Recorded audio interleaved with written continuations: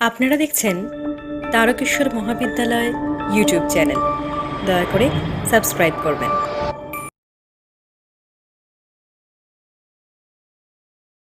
তারকেশ্বর মহাবিদ্যালয়ের ব্যবস্থাপনায় বাংলা ভাষা ও সাহিত্যের আলোচনায় সকলকে স্বাগত জানাই। আজ আমরা আলোচনা করব দ্বাদশ শ্রেণীর জন্য নির্দিষ্ট ভারতীয় গল্প অলৌকিক। গল্পটি রচনা করেছেন কর্তার সিং দুগ্গাল। পাঞ্জাবি ভাষায় লেখা এই গল্পটির অনুবাদ করেছেন অনিন্দ সৌরভ। জ্যোৎস্না রাতের ট্র্যাজেডি এই গল্প সংকলনে কর্তার সিং দুগ্গালের এই গল্পটি প্রকাশিত হয়। মূল গল্পে আলোচনার আগে বা মূল গল্পে যাওয়ার আগে আমরা গল্প কথক সম্পর্কে দু চার কথা জেনে নেব। কর্তার সিং দুগ্গাল বর্তমান পাকিস্তানে তিনি জন্মগ্রহণ করেছিলেন স্বাধীনতা পূর্ববর্তী সময়ে 1917 খ্রিস্টাব্দে। পাকিস্তানের রাওয়ালপিন্ডি জেলার কাছাকাছি ধমিয়ালে কর্তার সিংয়ের জন্ম হয়। কথা সাহিত্যিক হিসাবে কর্তার সিং দুগ্গাল খ্যাতি অর্জন করেছিলেন। তাঁর কথা সাহিত্যে মূলত ফুটে উঠেছে দেশভাগের যন্ত্রণা, গ্রামীণ পাঞ্জাবি দেহাতি মানুষের জীবন বেদনা তার কথা সাহিত্যে মূর্ত হয়ে উঠেছে। এছাড়া দেশভাগের আগে মধ্যবিত্ত মানুষের মনোভাব কেমন ছিল তাও তার কথা সাহিত্যে আমরা প্রত্যক্ষ করতে পারি। স্বাধীনতা ও স্বাধীনতার সংগ্রাম এটা যেমন তার কথা সাহিত্যে প্রকাশ পেয়েছে, তেমনি মানুষের অবচেতন মনের যে অন্ধকার, সে অন্ধকারকেও তিনি তার কথা সাহিত্যে ফুটিয়ে তুলেছেন। লিবিডো, ফ্রয়েডিয়ান মনস্তত্ত্ব কর্তার সিংয়ের গল্প উপন্যাসে বারবার ফিরে আসে। সমকালের সমাজ, রাজনীতি, প্রত্যক্ষ রাজনৈতিক সংগ্রাম এগুলিও আমরা কর্তার সিংয়ের কথা সাহিত্যে প্রত্যক্ষ করতে পারি। নেহেরু বা জিন্নার সঙ্গে যুদ্ধের মতো সাম্প্রতিক ঘটনাবলী কর্তার সিংয়ের রচনায় চরিত্র হয়ে যায়। তার প্রথম বই হাল মুরিদাদা ছোট গল্পে তিনি প্রভাবশালী কথা সাহিত্যিক। সহজ সুরে গভীর কথা তিনি সকলের সামনে তুলে ধরেন। সহজ সুরে কথা বলতে বলতে তিনি নাটকীয়ভাবে সংকট নির্মাণ করেন। তার গল্পে কোনো নীতিবাক্য সাধারণত থাকে না, তবে পাঠকের মনে গল্পের পরিণতি, চিরন্তন মানবিক বোধগুলি এগুলো তিনি জাগিয়ে দেন। আমরা অলৌকিক গল্পটিতেও তার এই মনোভাবকেই প্রত্যক্ষ করতে পারি। অলৌকিক গল্পটির দুটি পর্যায়।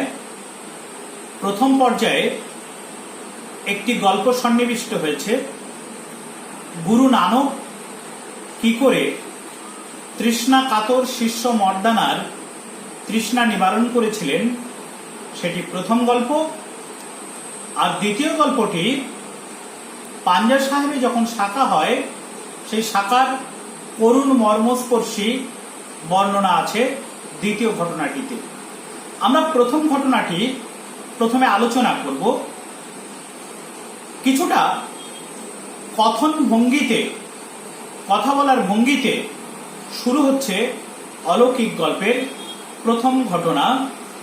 গুরু নানক তার শিষ্যদের নিয়ে ঘুরতে ঘুরতে ঘুরতে তিনি এসে পৌঁছেছেন হাসান আবদালের জঙ্গলে। বর্তমান পাকিস্তানের রাওয়ালপিন্ডি জেলার কাছাকাছি হলো হাসান আবদাল। সেই হাসান আবদাল ঊষর মালভূমি অঞ্চল। এবং সেখানটায় বৃক্ষ রাজি সেভাবে প্রত্যক্ষ করা যায় না, এক প্রকার জনমানবহীন সেই স্থান, চতুর্দিকে শুনশান জনমানবহীন সেই অঞ্চল, পাথরের চাই, ধুধু বালি আর ঝলসে যাওয়া শুকনো গাছপালা, সেই অঞ্চলে কোথাও একটা জনমানুষও নেই। এরকম একটা পরিস্থিতিতে দুপুরের গনগনে রোদে গুরু নানক শিষ্যদের নিয়ে পৌঁছালেন সেই হাসান আবদালের জঙ্গলে। গুরু আত্মমগ্ন হয়ে শিষ্যদের নিয়ে হেঁটে চলেছেন। ঠিক সেই মুহূর্তে গুরু নানকের অন্যতম শিষ্য মর্দানা তৃষ্ণা কাতর হয়ে পড়েন।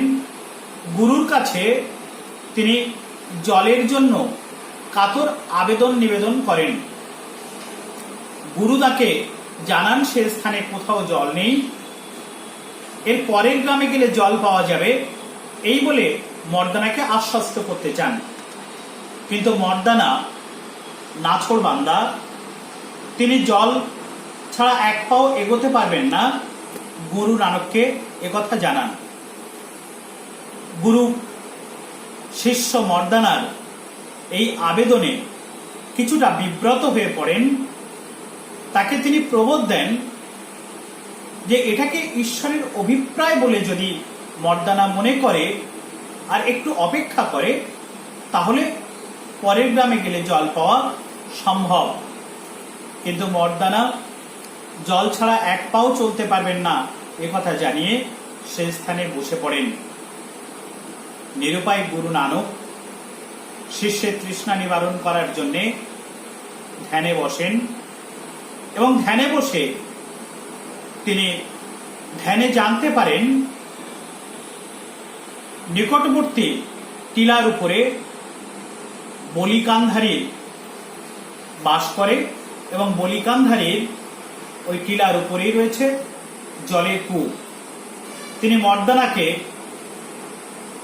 পরামর্শ দেন বলিকান্ধারীর কাছে যাওয়ার জন্য।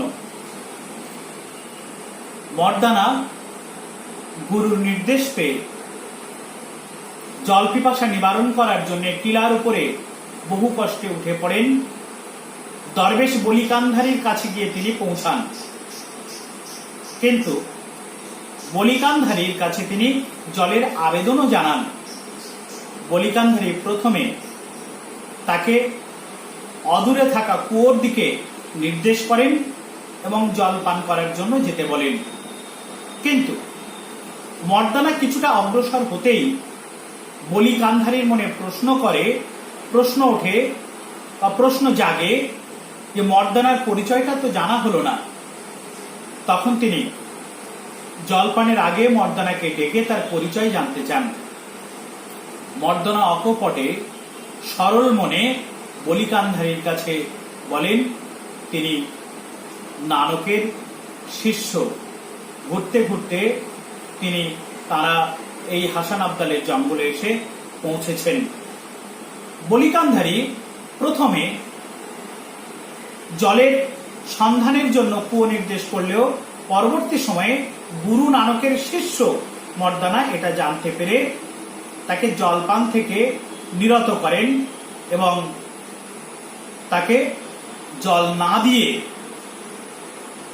টিলা থেকে তাড়িয়ে দেন।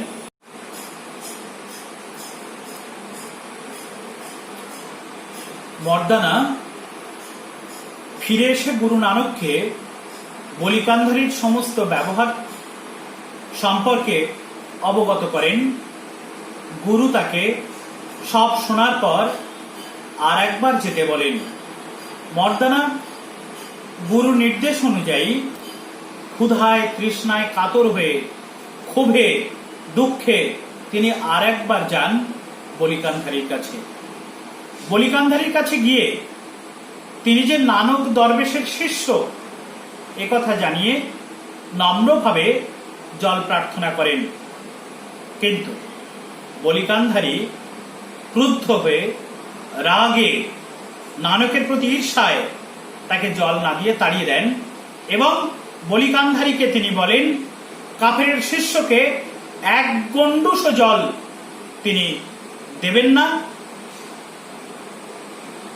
অবশেষে বাধ্য হয়ে মর্দানা বলিকান্ধারীর দ্বারা বিতাড়িত হয়ে ফিরে আসেন গুরুর কাছে। তখন সে মৃত প্রায়, ক্ষুধায় তার কণ্ঠ, তৃষ্ণায় তার কণ্ঠ শুকিয়ে যাচ্ছে। সেই অবস্থাতে গুরুর কাছে এসে আবার তিনি বলিকান্ধারীর ব্যবহার সম্পর্কে জানান।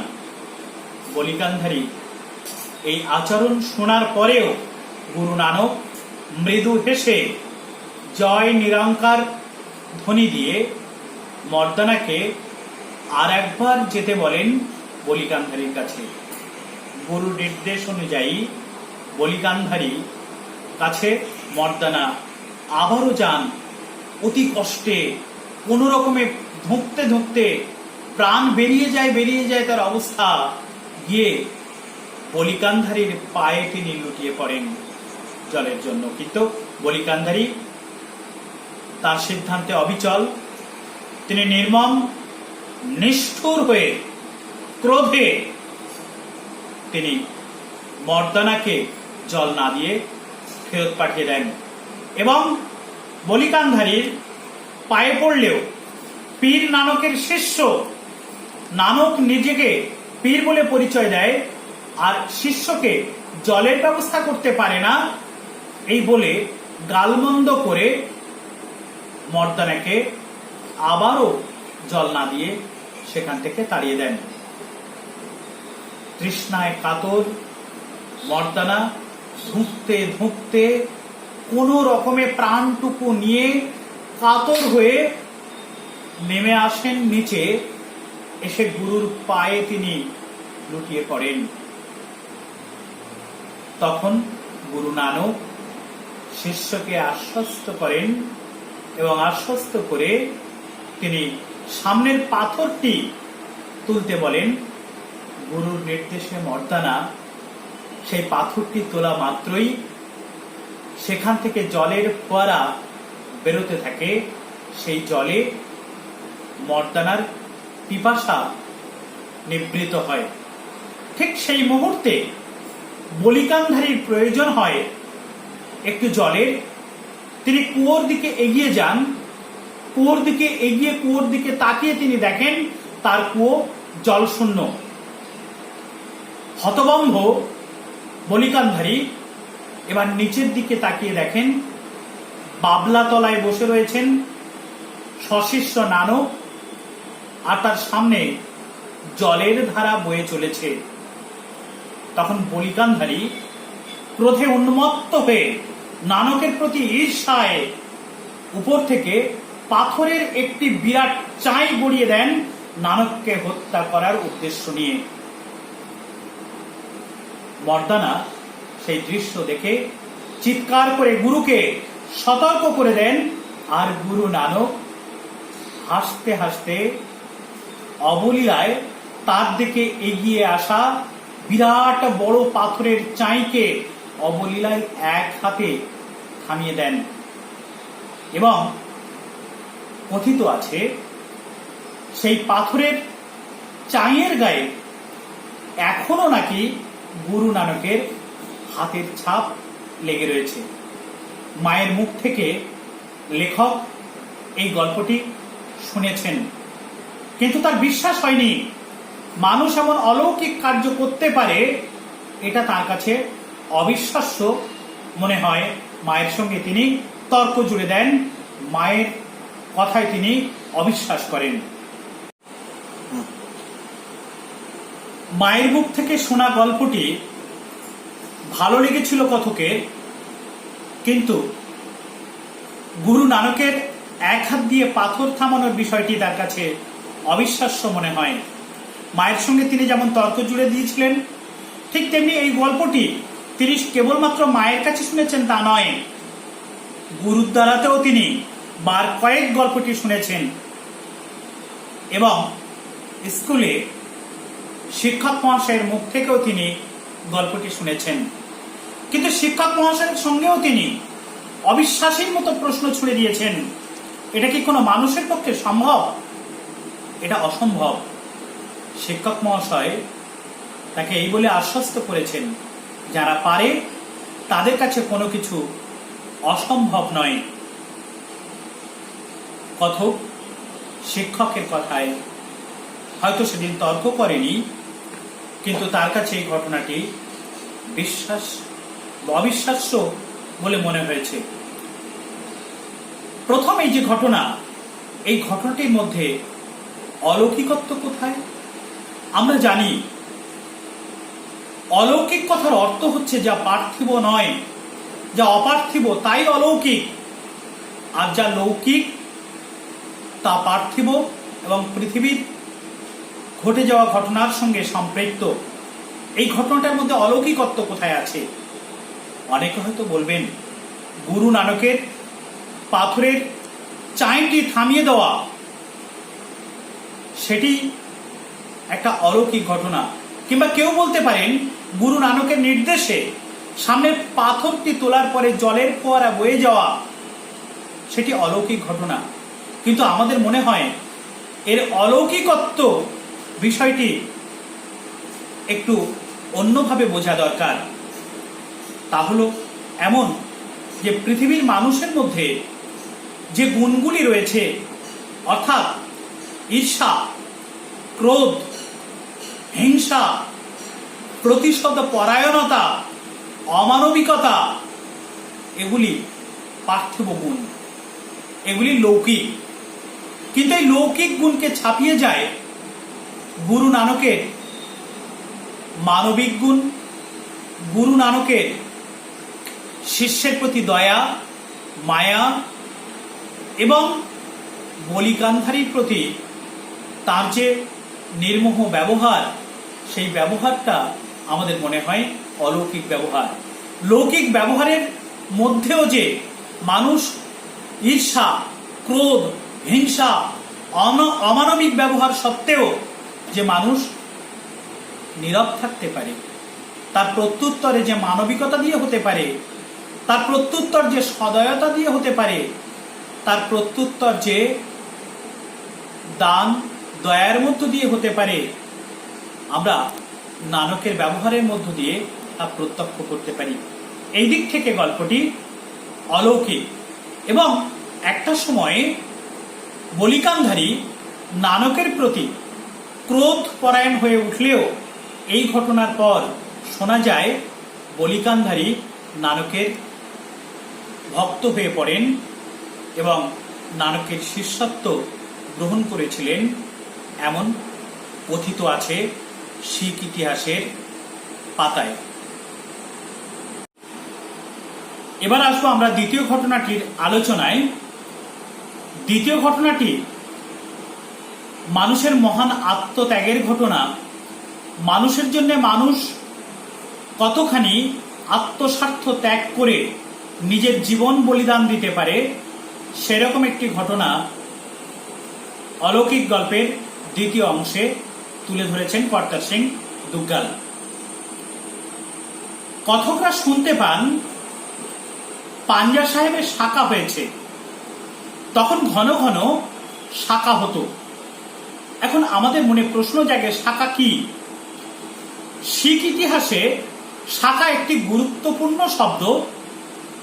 শাখা হলো মহৎ কোনো উদ্দেশ্যে বা মহৎ কোনো আদর্শের জন্য আত্মত্যাগ বা আত্মবলিদান বা দুঃখ সহ্য করা। শাখা হলে সেকালে মানুষ অরন্ধন পালন করত, তারা মেঝেতে শয়ন করত। এভাবে শাখার সংবাদ পেলে ধর্মপ্রাণ শিখরা তাদেরকে, অর্থাৎ সেই আত্মবলিদান দেওয়া মানুষের প্রতি শ্রদ্ধা নিবেদন করত। তারা অরন্ধন করে মেঝেতে শুয়ে ওই মহৎ কার্যে নিবেদিত প্রাণ মানুষগুলির জন্য শ্রদ্ধা প্রদর্শন করত, প্রার্থনা করত।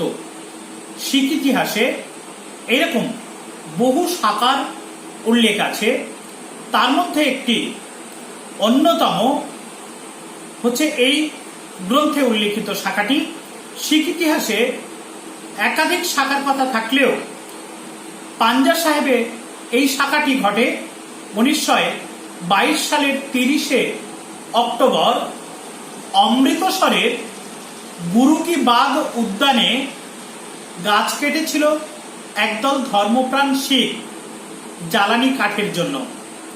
কিন্তু বিদেশি ফিরিঙ্গি শাসকেরা তাদের প্রতি নির্মম অত্যাচার করে, তাদের উপরে গুলি চালায় এবং গুলি চালিয়ে বহু মানুষকে তারা হত্যা করেছিল। সেদিন আবাল বৃদ্ধ বনিতা সেই ফিরিঙ্গিদের রোষানল থেকে সেদিন কেউ বাদ যায়নি।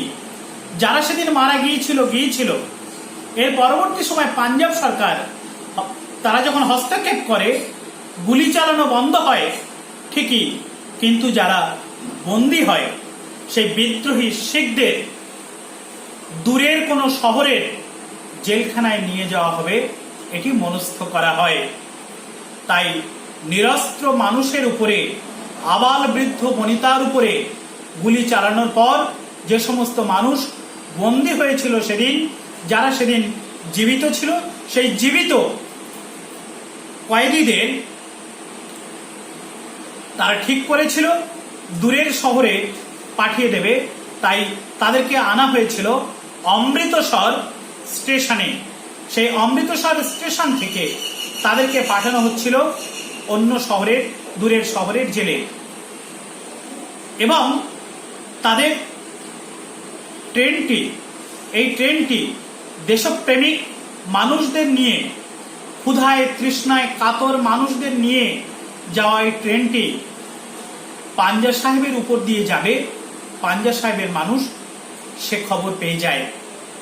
তখন তারা ক্ষুধায় কাতর, তৃষ্ণায় কাতর, যে পাঞ্জা সাহেবে গুরু নানক শিষ্য মর্দানার তৃষ্ণা নিবারণ করেছিলেন, সেই শহরের উপর দিয়ে অভুক্ত তৃষ্ণায় কাতর কয়েদিদের তারা কোনোভাবেই যেতে দেবেন না, এমনই ছিল তাদের প্রতিজ্ঞা। প্রথমে তারা ট্রেনটিকে পাঞ্জা সাহেবে থামানোর জন্য স্টেশন মাস্টারের কাছে তারা আবেদন নিবেদন করেন। উপর মহলে তারা টেলিফোন করেন, কিন্তু তাদের সমস্ত আবেদন নিবেদন ব্যর্থ হয়ে যায় এবং ফিরিঙ্গিদের নির্দেশ, কোথাও ট্রেনটিকে থামানো হবে না। কিন্তু তখন এগিয়ে আসেন ভাই প্রতাপ সিংহ ও ভাই করম সিংহ। তারা অগ্র পশ্চাৎ বিবেচনা না করে রুটি, লুচি, পায়েস, ডাল এগুলো তারা সংগ্রহ করে স্টেশনে জড়ো করেন। তাদের দৃঢ় প্রতিজ্ঞা, যে কোনোভাবেই হোক তারা ওই ক্ষুধা তৃষ্ণায় কাতর মানুষগুলিকে পাঞ্জা সাহেবের উপর দিয়ে অভুক্ত অবস্থায়, তৃষ্ণার্ত অবস্থায় যেতে দেবেন না। কিন্তু কিভাবে তা সম্ভব? মানুষের দৃঢ় প্রতিজ্ঞার কাছে, মানুষের নাছর মনোভাবের কাছে সবকিছুই সম্ভব। ভাই প্রতাপ সিং, ভাই করম সিংহের নেতৃত্বে তখন পাঞ্জা সাহেবের অধিবাসীরা ঠিক করেন যে কোনোভাবেই হোক ট্রেনটিকে থামানো হবে। ট্রেন আসছে এই সংবাদ পেয়ে প্রথমে পুরুষরা, তারপর বাড়ির মেয়েরা, তারপর শিশুরা একে একে তারা রেলের পাতের উপরে শুয়ে পড়েন। যেভাবেই হোক প্রাণের বিনিময়ে হলেও তারা ট্রেন থামাবেন। ঝড়ের বেগে ছুটে আসা ট্রেন, হুইসেল দিতে দিতে ছুটে আসা ট্রেন, একটু গতি কমে যাওয়া ট্রেন, তারা বহু মানুষকে একের পর এক তারা কেটে ফেলেন, একের পর এক গুঁড়িয়ে দেন। লেখকের মায়ের বান্ধবীর মুখ থেকে এই বাস্তব ঘটনা শুনেছিলেন লেখক বা কথক। বলছে প্রথমে পুরুষদের কেটে লেখকের মায়ের বান্ধবীর কাছাকাছি এসে ট্রেনটি থেমে যায় এবং এক প্রকার ট্রেন থামাতে তারা বাধ্য হয় মানুষের এই আত্মবলিদানে। চোখ মেলে লেখকের মায়ের বান্ধবী অর্থাৎ কথকের মায়ের বান্ধবী তাকিয়ে দেখেছেন খালপাড়ের সেতুর দিকে রক্তের স্রোত বয়ে যেতে। শেষ পর্যন্ত বহু মানুষের আত্মবলিদানে, ক্ষুধায় তৃষ্ণায় কাতর মানুষের মুখে সেদিন অন্ন, তৃষ্ণার জল তুলে দিতে সমর্থ হয়েছিল পাঞ্জা সাহেবের অধিবাসীরা। এই গল্পটি শোনার পর লেখক হতভম্ব হয়ে যান, বাকরুদ্ধ হয়ে যান। তার চোখ দিয়ে অনর্গল অশ্রু ঝরতে থাকে। মানুষের দুঃখে, মানুষের ক্ষুধায় তৃষ্ণায় কিভাবে মানুষ তার মনুষ্যত্ব নিয়ে, তার মানবিক বৈশিষ্ট্য নিয়ে পাশে দাঁড়াতে পারে, এই ইতিহাস, এই গল্প লেখকের কাছে সেদিন অত্যন্ত বেদনার হয়ে উঠেছিল। সেই পাঞ্জা সাহেব থেকে লেখক, তার বোন এবং তার মা বাড়ি ফিরছিলেন। লেখকের মা তার অর্থাৎ কথকের বোনকে গুরু নানক কিভাবে পাঞ্জা সাহেবের মর্দানার তৃষ্ণা নিবারণ করেছিলেন সেই গল্প বলছিলেন। অর্থাৎ পূর্বে কথক যেভাবে মায়ের মুখ থেকে গল্প শুনে অবিশ্বাস করত গুরু নানকের পাথর থামিয়ে দেওয়ার ঘটনাটিকে, এবারও তার বোন একইভাবে অবিশ্বাস করতে থাকে মায়ের কথায়। সেটার যে সম্ভব নয় এটা সে অকপটে জানাতে থাকে মাকে, কিন্তু কথক তার মধ্যে পরিবর্তন এসেছে। মানুষের আত্মত্যাগ, আত্মবলিদান দেখে, মানুষের জন্য মানুষের সহৃদয়তা দেখে তিনি অন্য মানুষে পরিণত হয়েছেন, তার অন্য উপলব্ধি হয়েছে। তিনি বোনকে থামিয়ে দেন। তিনি থামিয়ে দিয়ে বলেন, যদি একটা ঝড়ের বেগে ছুটে আসা ট্রেনকে থামিয়ে দেওয়া সম্ভব হয় তাহলে একটি পাথর থামানো সম্ভব হবে না কেন? এইভাবে তিনি তার বোনকে সেদিন তার অবিশ্বাসী যে মন, সেই অবিশ্বাসী মনকে বিশ্বাসী মনে রূপান্তরিত করার জন্য বড় ভূমিকা নিয়েছিলেন। আমরা দ্বিতীয় এই যে ঘটনাটি দেখলাম, এই ঘটনাটির মধ্যে অলৌকিকত্ব কোথায়? এই ঘটনাটি একেবারে বাস্তব ঘটনা, লৌকিক ঘটনা, এখানে অলৌকিকত্ব কোথায়? কিন্তু এখানে অলৌকিকত্ব হচ্ছে মানবিকতা, দয়া, প্রীতি, মানুষের প্রতি মানুষের ভালোবাসা এবং নিজের জীবন তুচ্ছ করে অপরের জন্য আত্মবলিদান দেওয়া, নিজের জীবনের বিনিময়ে অপরের জীবন বাঁচানো। এই বৈশিষ্ট্যগুলি লেখকের দৃষ্টিতে, কথকের দৃষ্টিতে এই বৈশিষ্ট্যগুলি অলৌকিক বৈশিষ্ট্য ছাড়া অন্য কিছু হতে পারে না। এগুলি লৌকিক বৈশিষ্ট্যের সীমায় তিনি সীমায়িত করতে চান না। এখানেই অলৌকিক গল্পটির সার্থকতা। আমরা যদি অলৌকিক গল্পটির আদ্যপান্ত দেখি তাহলে দেখব এই গল্পটির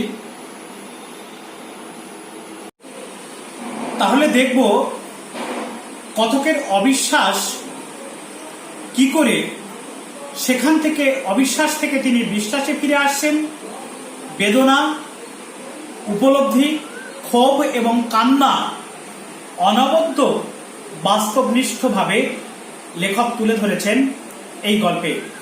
সহজ সুরে, গভীর কথায় তিনি তুলে ধরেছেন মায়ের বিশ্বাস, মর্দানার ক্লান্তি, বলিকান্ধারীর ক্রোধ, নানকের প্রসন্ন শান্তি আর কথকের অন্তিম উপলব্ধিকে তিনি তুলে ধরেছেন। লৌকিক থেকে অলৌকিক হয়ে ওঠার এই বেদনা করুণ কাহিনী গল্পের শেষে পাঠককে একেবারে স্তব্ধ করে দেয়, পাঠককে অন্তর্মুখী করে তোলে। আক্ষরিক অর্থে মনের মধ্যে বাজতে থাকে পংক্তিগুলি, ঝড়ের বেগে ছুটে আসা ট্রেন থামানো গেল, পাথরের চাই থামানো যাবে না কেন? এই যে উপলব্ধি, এই উপলব্ধি থেকে আমরা উপলব্ধি করতে পারি একজন অবিশ্বাসী মানুষ কি করে বিশ্বাসী হয়ে উঠছে, একজন মানুষের অন্তরের পরিবর্তন কি করে হচ্ছে, তা আমরা উপলব্ধি করতে পারি। আমরা উপলব্ধি করতে পারি প্রসন্ন চিত্তের কাছে ক্রোধ, হিংসা, প্রতিহিংসা, ঈর্ষা পরাস্ত হতে বাধ্য। আমরা উপলব্ধি করতে পারি মানুষ মানুষের জন্য কতখানি হৃদয়বান হয়ে উঠতে পারেন, তার মনুষ্যত্বের দ্বার তিনি কতখানি উন্মোচন করে দিতে পারেন। আমরা এই গল্প থেকে উপলব্ধি করতে পারি। আমরা উপলব্ধি করতে পারি মানুষ মানুষের জন্য, সকলের তরে, প্রত্যেকের তরে, এটি আমরা উপলব্ধি করতে পারি অলৌকিক গল্পের দ্বিতীয় ঘটনা থেকে। তাই এই সমস্ত দিক বিচার করে লৌকিক ঘটনাগুলি কি করে অলৌকিক হয়ে উঠেছে তা আমরা অলৌকিক গল্প থেকে বুঝতে পারি। আর এই সমস্ত দিক বিচার করে আমরা বলতে পারি অলৌকিক গল্পটি ছোট গল্প হিসাবে একটি সার্থক ছোট গল্প হয়ে উঠেছে। অলৌকিক গল্প থেকে দুটি প্রশ্ন হতে পারে। প্রধানত তোমরা এই দুটি প্রশ্ন আয়ত্ত করার চেষ্টা করো আলোচনা থেকে, তাহলে তোমাদের কোনো অসুবিধা হবে না। এক, শাখা কি? অলৌকিক গল্পে শাখার যে ঘটনাটি উল্লিখিত হয়েছে তার পরিচয় দাও। দুই, গুরু নানক কিভাবে শিষ্য মর্দানার তৃষ্ণা নিবারণ করেছিলেন সেই কাহিনীটি নিজের ভাষায় লেখো। অথবা এমন প্রশ্ন হতে পারে দ্বিতীয় অলৌকিক গল্পের দ্বিতীয় ঘটনাটি সবিস্তারে আলোচনা করো। এই দুটি প্রশ্নই তোমরা আয়ত্ত করো। আয়ত্ত করলে যে কোনো প্রশ্নের তোমরা সম্মুখীন হতে সমর্থ হবে।